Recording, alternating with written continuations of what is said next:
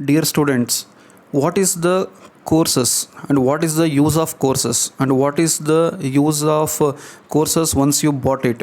The courses include both free contents and the paid contents related to the particular topic only.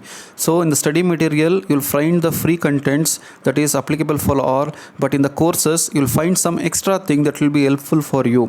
So where can I find these courses? When you open this the NumDiplomo app, in the bottom you're having a store tab. If you select the store tab, it will directly guide it to the particular courses here, or in the banners, if you are having if your new syllabus C20 syllabus, click on the C20 syllabus, will be directed to the all the C20 syllabus courses here.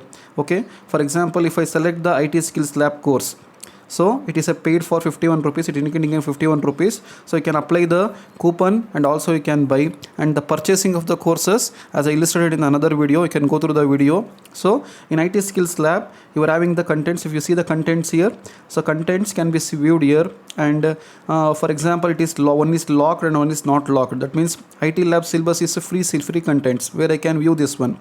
Okay, I can view all the contents here which is free, but when you press on Viva questions, see the contents is locked, and to view this one you should buy the course.